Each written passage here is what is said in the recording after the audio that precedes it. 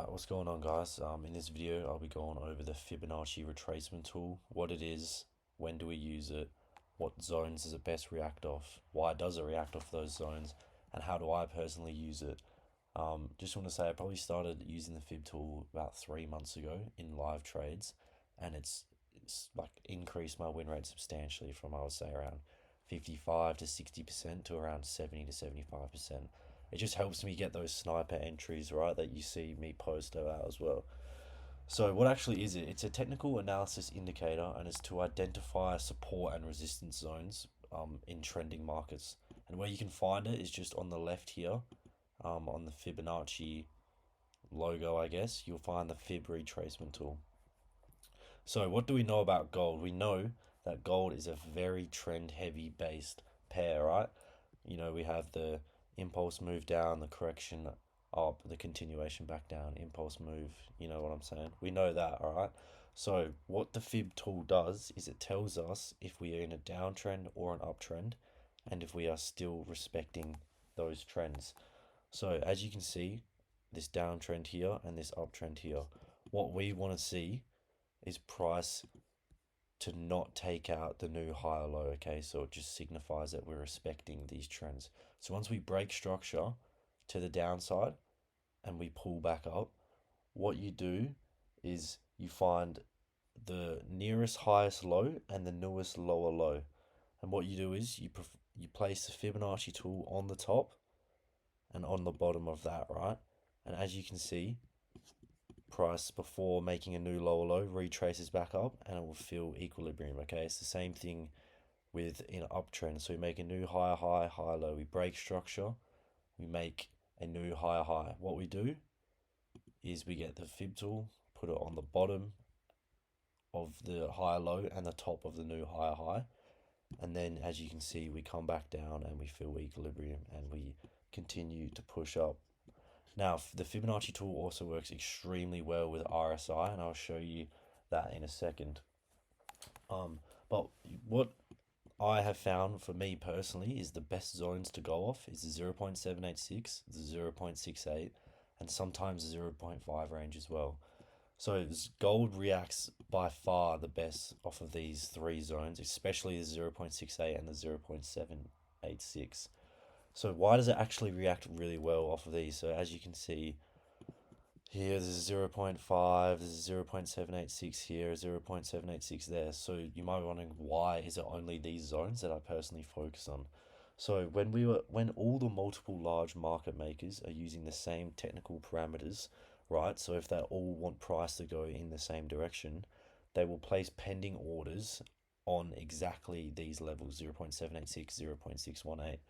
So what it will do is price will come back up and gather these, orders, these sell orders or buy orders sitting on these zones, and then continue to push further down or back up. And what time frame it works best on, guys, is it can be all of them, okay? It's really situational. I'll show you multiple time frames that I use, but the best for bias would be the 4 hour and the daily, and then for intermediate analysis would be the 1 hour, and then for those precision entries would be the 5 minute and the 15 minute. So I'll just go show you some examples here, right?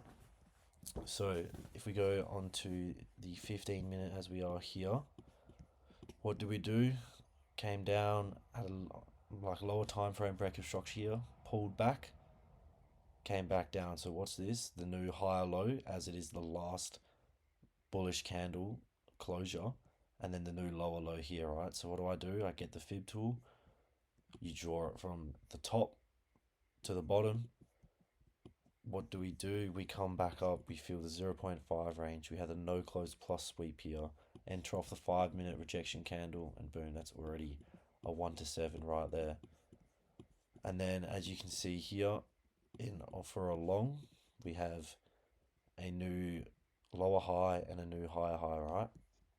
So what we do, place the Fib tool on the bottom to the top, 15-minute RSI sweep here. As you can see, sorry, over here we made a lower low, but on actual price we made a lower high.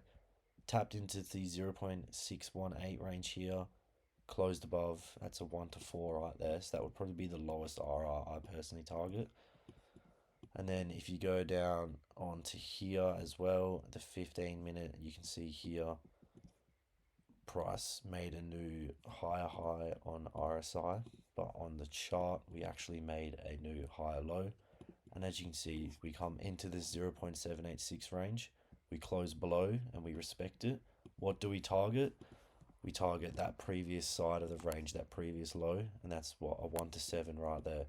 So guys, if you can literally just go on any single time frame and just draw this, get the Fibonacci tool and draw it, right?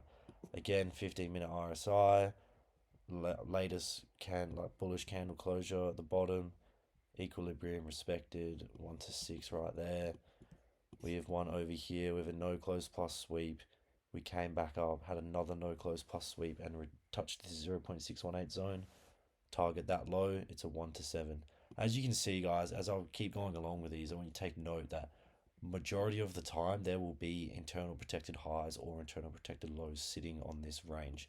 So that's what helps me get my sniper entries right. So we had a 5-minute RSI sweep here, and as you can see, like, sitting on these ranges are those highs and those lows. So I think I just did that one, eh? Yeah, over here. Nope. All the way over here. So as you can see, what do we have here, guys? We have a 5-minute internal protected high. So we have a higher low, lower low, higher low, lower low, okay? And we come back onto this range, sweep this high, and then enter off that 5-minute rejection candle. So not only does the fib tool help you with the bias, it also helps you with these sniper entries, because you know exactly what to take it off, right? You know. So instead of saying we come down here, and instead of entering off this rejection candle, just because we swept something on the lower time frame RSI, we actually wait for it to touch these zones. So that's what a lot of people get mistaken on, right? They enter just solely because it swept on RSI or whatever it may be, but they don't actually know which range to come off of. So that's just it for today's video, guys. Once again, please get your notebook out, write this down, and also go onto charts, go onto all the time frames, use the fib tool, get used to it, back test it, and you will find exactly what I'm talking about. Alright, it's very handy, guys.